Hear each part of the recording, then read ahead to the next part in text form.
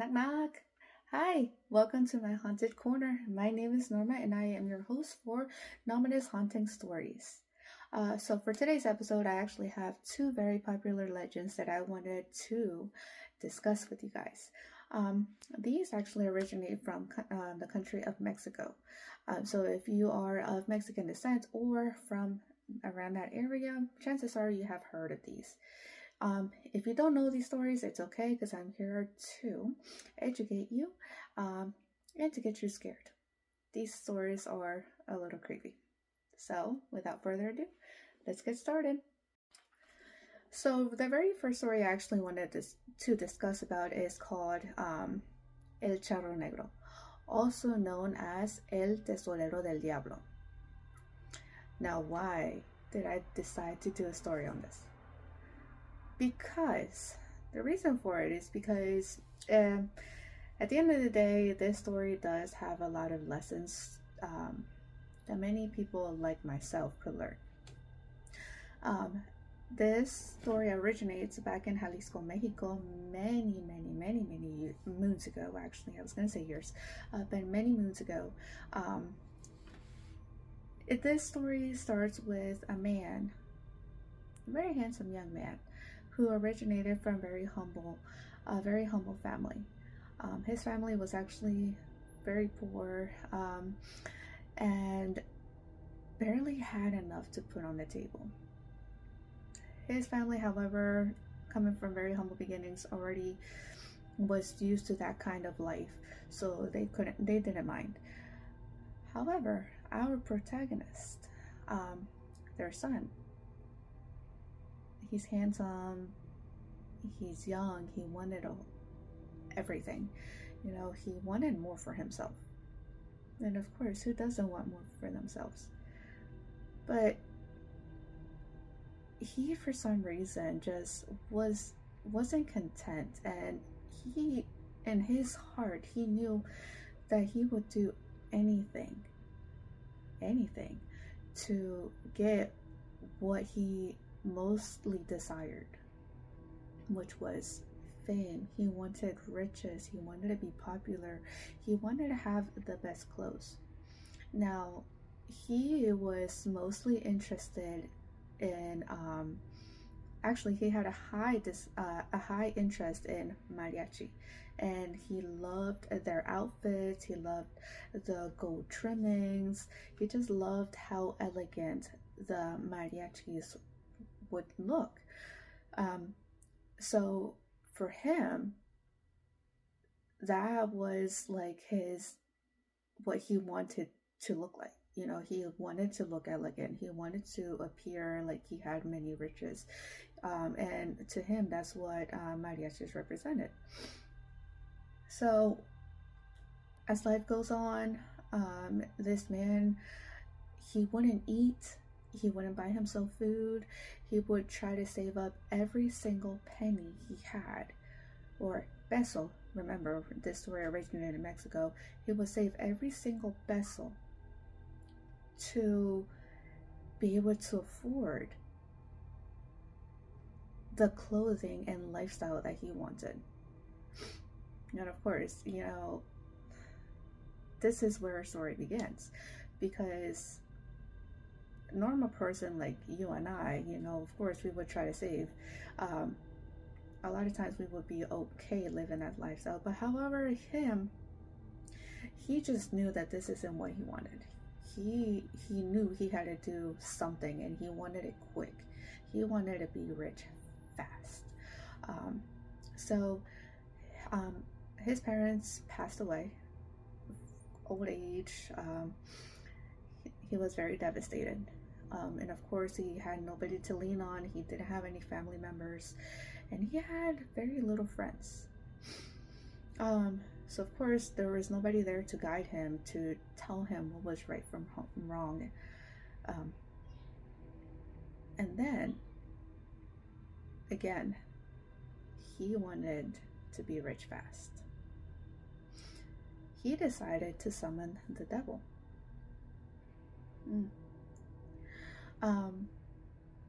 And the devil appeared in front of him and told him hey, I will give you whatever your heart, whatever you want. And I'm here. I'll give this to you. But I want something from you. Of course, he wanted to be rich.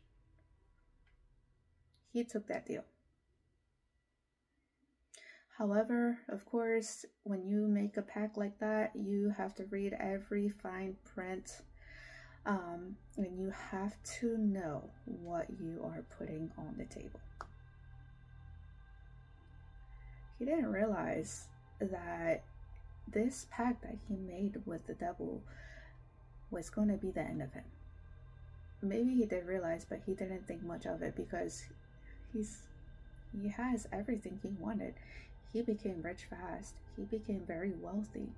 He became very popular. He had the best clothing. He was able to buy houses. He was able to buy a lot of land. This man was loaded. And of course, with all that comes people, and he had a lot of friends. He was finally able to be somebody. He was finally able to talk to people, and he was finally able to show off what he had. He was finally able to be part of the community. But of course, our story doesn't end here. Boy, I hope this was a happy ending, but it really isn't. So as time kept on going, he started to notice that with all the popularity, all the wealth that he had, he felt more lonely than ever, because he actually realized that people talked to him not only for him, they only talked to him because of what he had to offer. Nobody really cared about him. Nobody cared about his feelings. Nobody cared about anything aside from what he could give to others. And he got bored of that really fast. So he started regretting and resenting that he made said pact. However, the devil never forgets. When you owe him, you owe him. Every once in a while, he would have dreams and he would have visions of the devil reminding him of what he had to pay.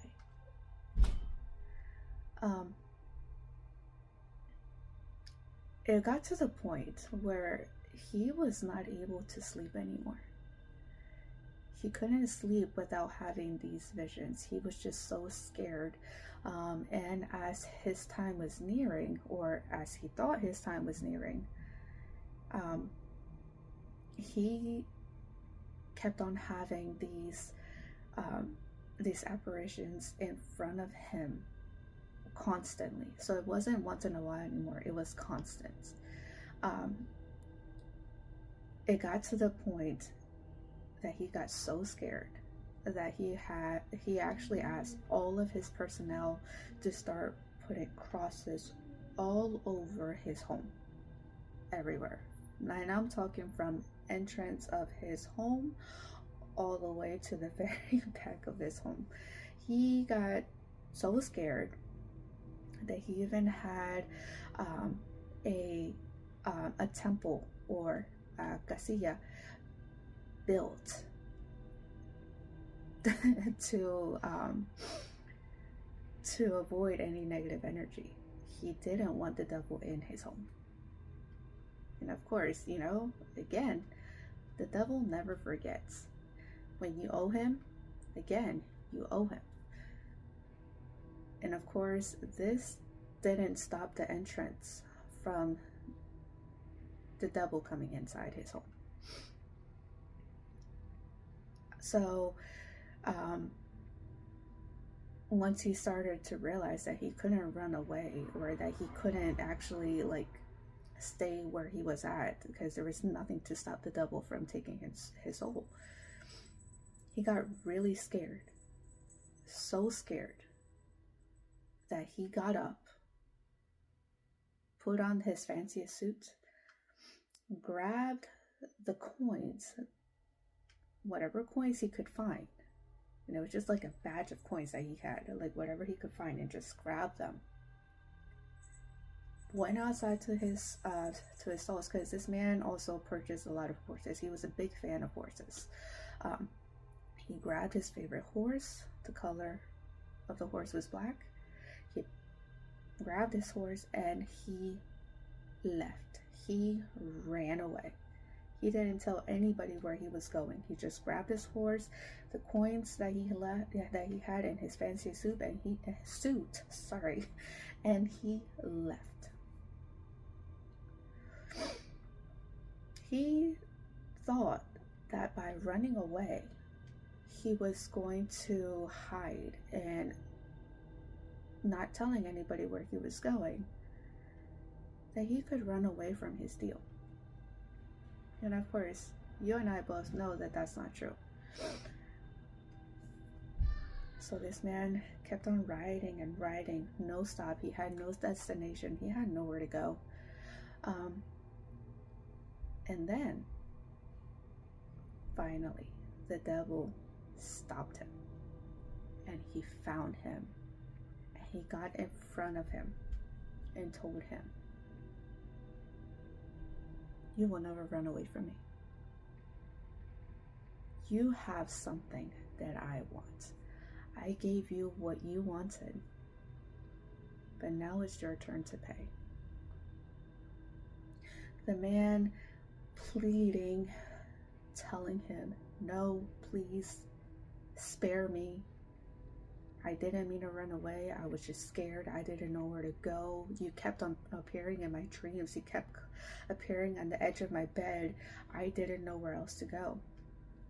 The devil, I guess he was on his good side that day, and told him, "Okay, I'll consider my offer for you. However, you won't get away from this that simple. I'll give you another deal, okay?" The devil got up close to him and told him, "If you are able to find another man who has the same desire as you, and you are able to bribe him with one of your coins, and you bring him to me, I will spare your life."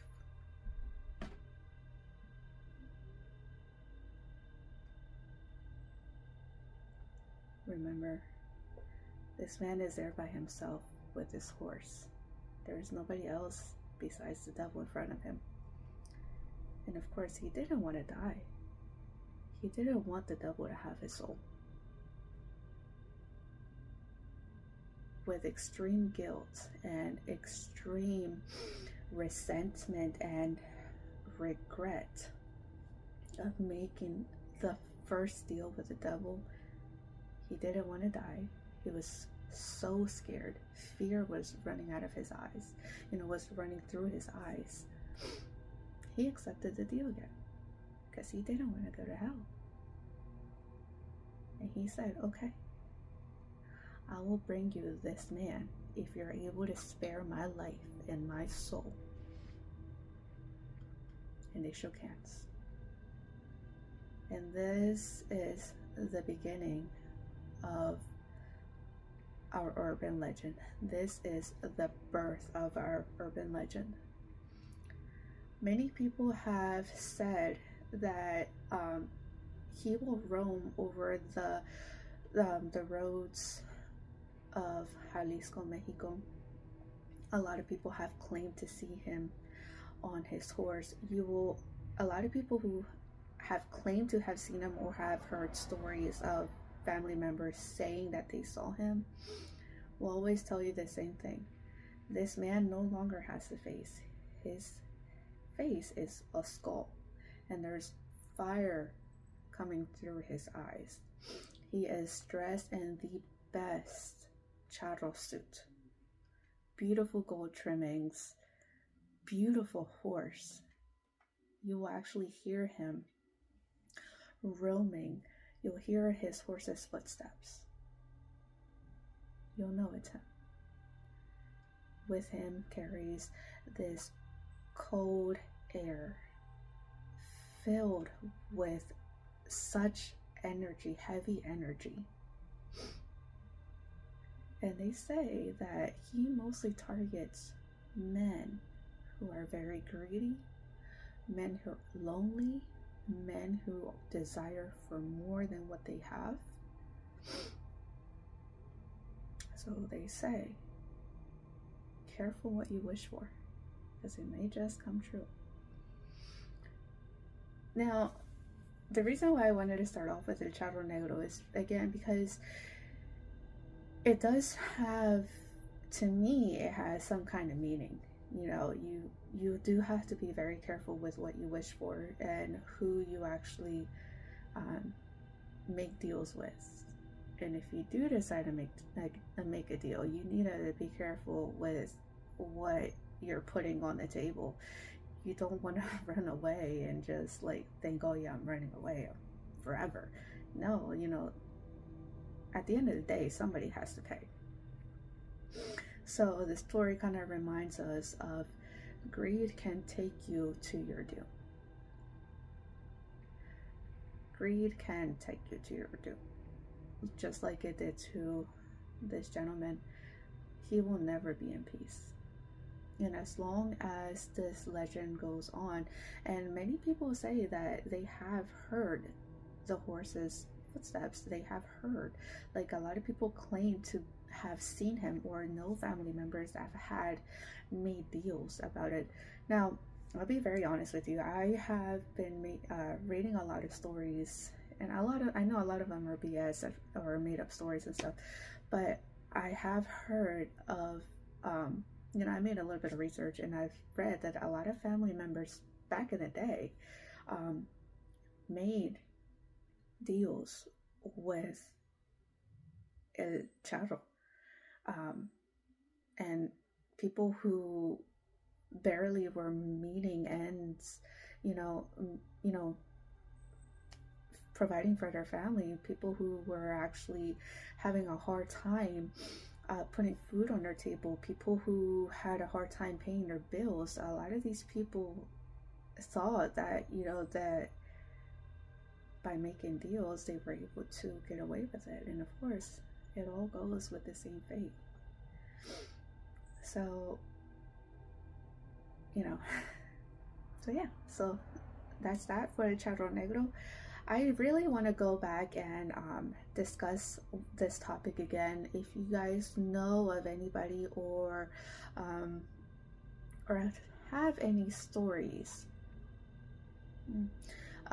related to this topic, you can let me know. You can send me a message. You can write it down in the comments. I will be more than happy to go back to this topic. I enjoyed reading about it. I enjoyed learning about it. I liked what it meant, and I love to share it with you guys. And if you don't mind, I will be happy to read your stories out loud too. So if you have anything related to this topic that you wanted to add on or you wanted to share, please feel free to let me know. Give me any feedback, give me any stories. I'll be more than happy to add on to this topic. This is just the very beginning. So if you have anything else you want to add on, let me know. Okay guys, so topic number 2, actually, I will be discussing La Llorona. So what is a great urban legend from Mexico without La Llorona? This is a very, very popular urban legend. There was even a movie made about her back in 2022. I personally haven't watched it. I haven't heard very good reviews about it, so I'm not even going to bother about it, but the urban legend itself is very scary.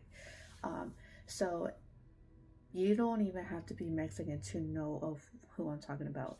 La Llorona, also known as the Weeping Woman. Now, the story begins back in the 1500s, many years ago. This is in around the time where the Spaniards were making their way down to Mexico. Our story begins with an indigenous woman by the name of Maria. She was a hardworking woman. Her whole life, you know, um, she has been working with her family. Um, that's all she knew. When the Spaniards were coming to Mexico, she saw one of them and she fell in love. She fell in love with him. And of course, coming from different backgrounds, the man that she fell in love with was rich, coming from a really high, from a high society. Um, he actually fell in love with Maria too. But of course, they knew that their love couldn't prevail because Maria was indigenous. She didn't have a high profile like he did.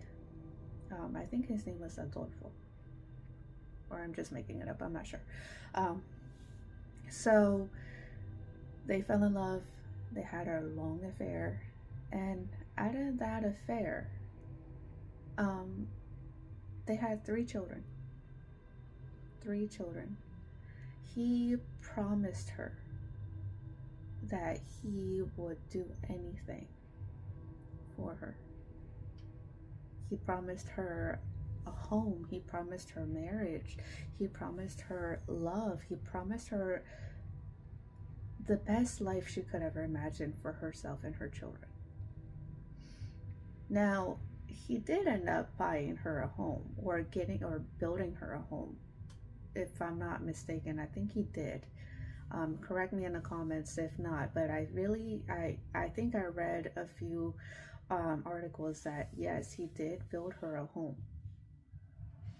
So she was happy there. Now, his family eventually found out about his double life.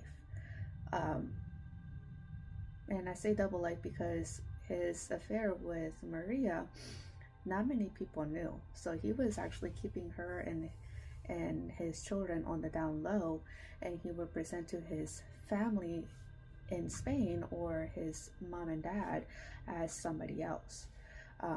He would continue on with his duties because to my understanding, he came from like royalty, or somebody really important in Spain.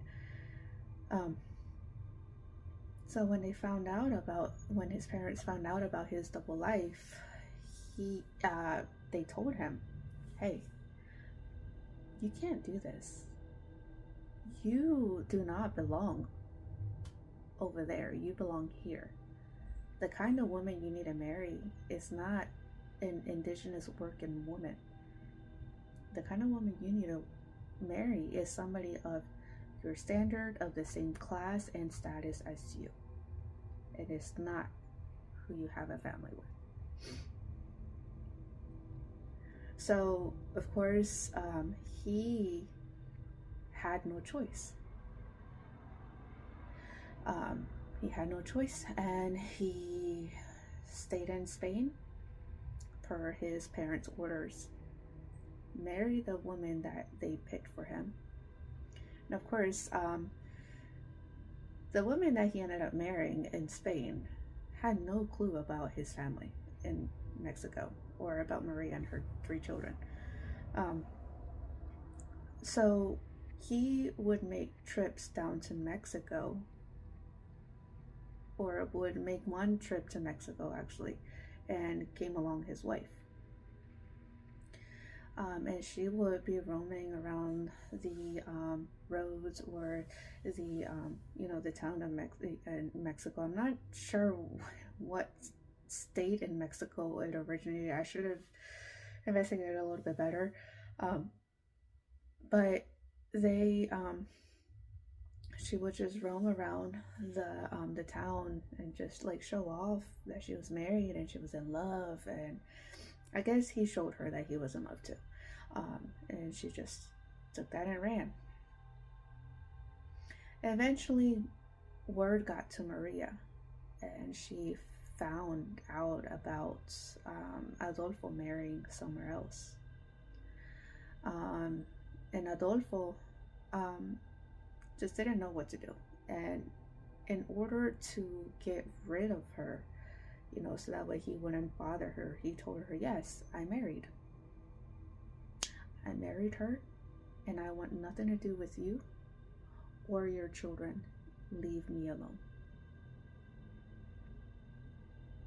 Maria was so devastated when she heard those words. She was so upset and angry at the fact that this man who she fell in love with, this man that she was promised the world from, who she had 3 children with. Sorry, there's a fly roaming around my room. Sorry, guys. But this man that she was building a life with, or at least she thought, fucking fly. Sorry. But at least this, sorry guys, I lost all inspiration with that fly. Okay. Anyways. So, she got so heartbroken. Of course, she's an indigenous woman, and she fell in love with a man of another, of high society. She didn't think any, I don't know what was going through her mind. Maybe she thought that she wasn't good enough for anybody else, that this was going to be her only love. I don't know what she was thinking, and of course, she was really heartbroken, and she was very mad at him and at herself for believing all of the lies that he told her. And with that, with a broken heart and anger in her heart, she grabbed all 3 of her children. This was in the middle of the night. She took all 3 of her children, told them that they were going to play. Of course, the kids were all confused and wondering, why is mom taking us to play at night? But it's mom. Mom would never hurt me. She, however, was very blinded with everything. She had a mission, and her mission was to hurt Adolfo. She had no care in the world. That was her goal. She was going to get him where it would hurt him the most, or at least where she thought would hurt him the most. So she took him near a small lake or a small river near her home, around the woods, or near the woods of her home. And she took all 3 of her children, and one by one, she will lay them down on that river. And she held them down under the river until all 3 of them were dead.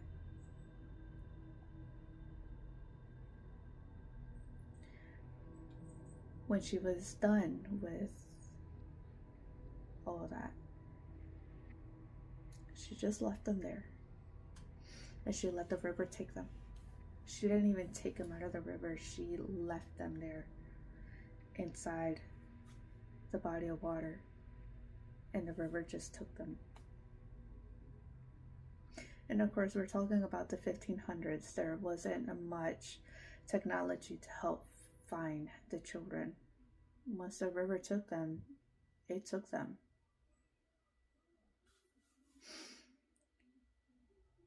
She went back to her home, still blinded with her feelings of a broken heart and anger.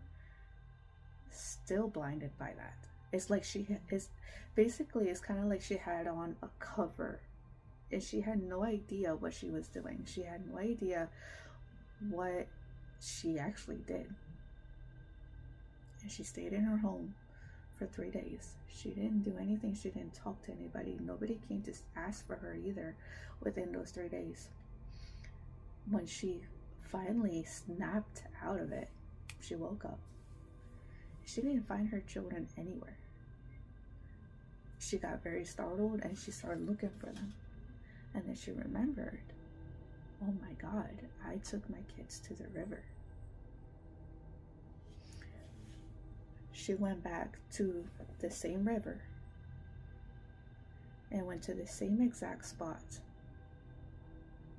where she last saw them. And of course, her children were not there anymore. This woman, in such desperation, stayed there and looked for them up and down, until she could find them, until she would find them. But of course, she never did. She never found her kids. After so many days of her trying to find her children, and such sadness that she had in her heart, not only because the man that she loved betrayed her and told her that he didn't love her and he didn't want anything to do with her or her children, and now her children are gone, this woman killed her, offed herself. Sorry, this woman offed herself.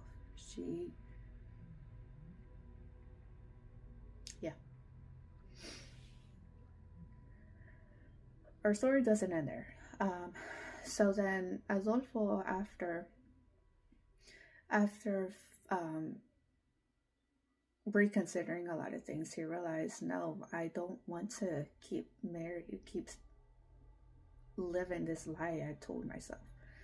I don't want to stay married to this woman I have no connection with, that I don't love. I don't want to stay married or build a family with the woman that my parents picked for me. I love Maria and I want to be with my children.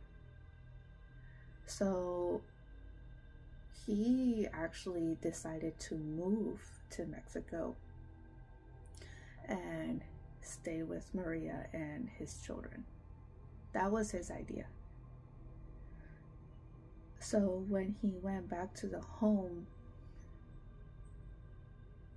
and found that there was not a soul left in the home, he got a little startled and he went to look for them.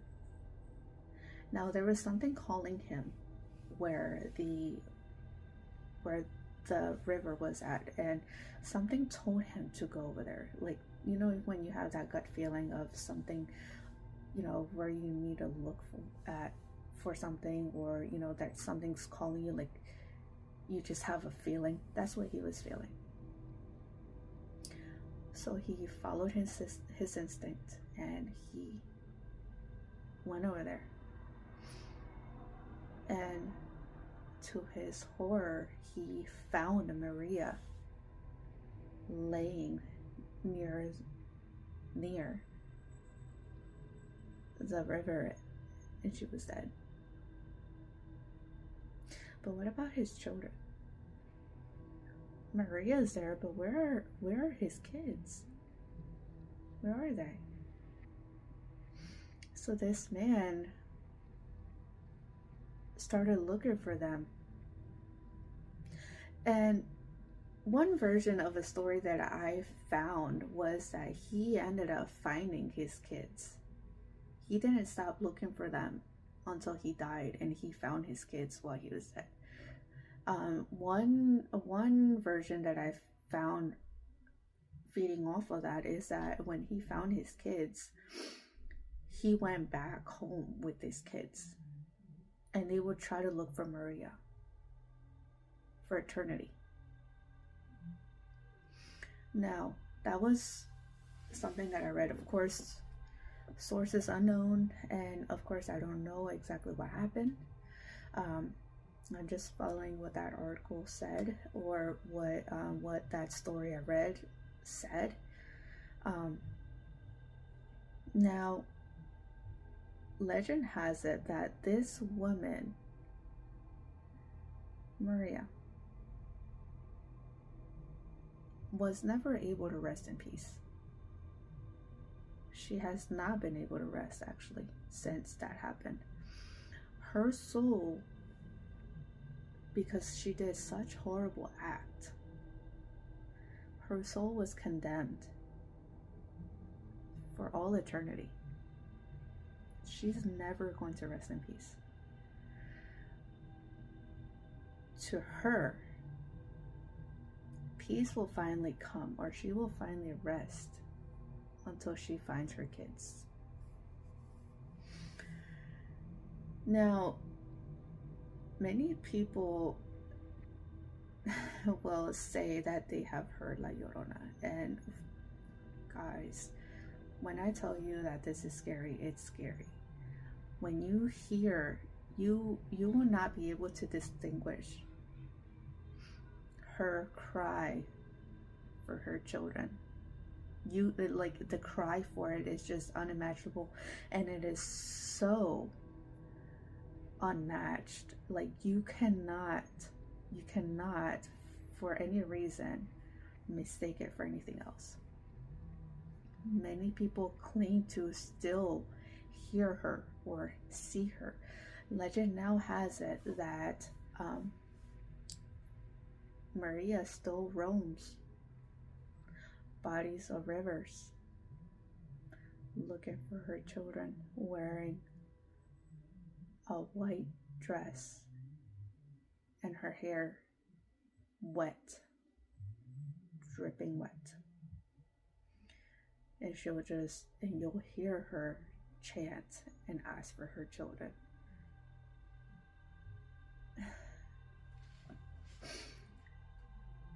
I know, and I also know a lot of people say that if you hear her at night, she'll only come to you at night.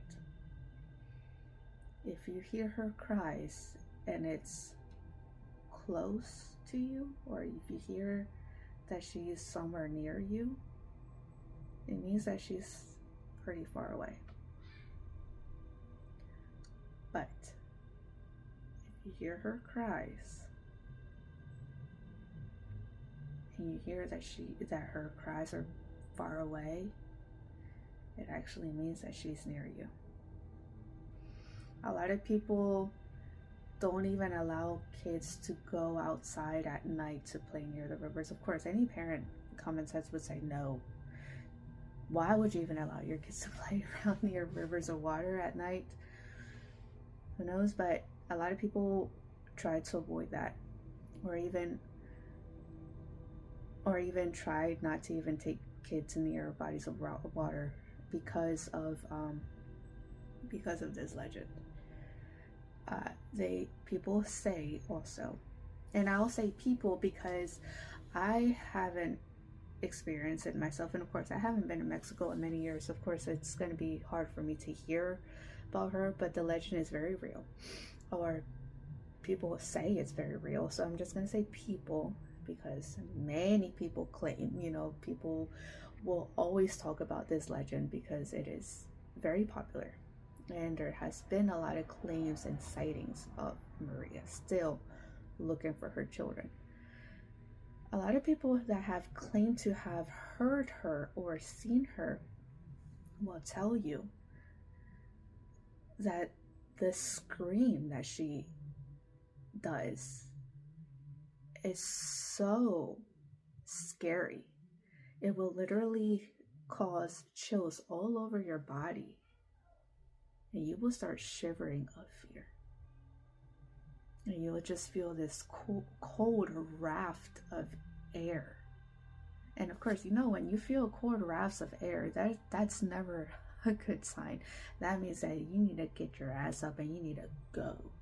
So, a lot of people that claim that they have heard her or have seen her feel that tense air.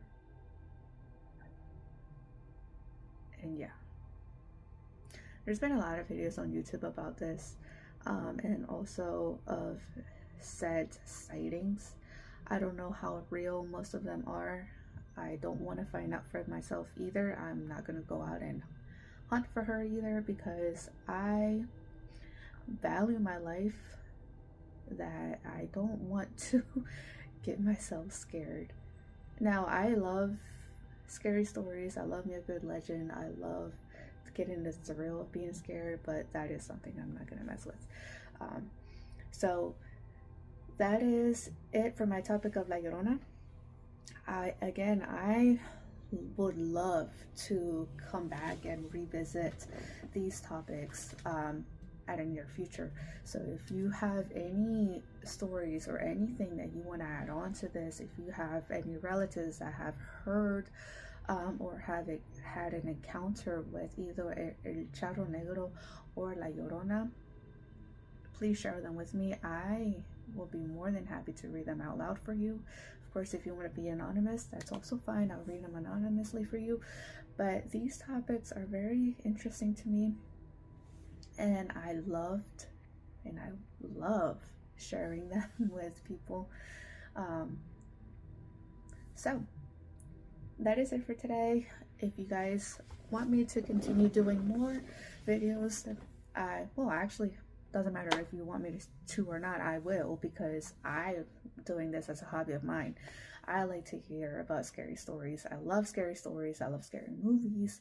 There's just something about it that makes me feel alive. I guess it's kind of like when people love to get on roller coasters and they just love that adrenaline. That's how it is with me. You know, anything that has to do with scary stuff, I'm all for it. So if you have anything that you want me to share or you would like to share with me, bring it on. Bring it on, besties. I'll be here and I'll be happy to discuss this. And if you want to add on to this topic, let me know. Again, so this was Nominous Haunted Stories, section number 1, and I hope to see you in section number 2. Thank you.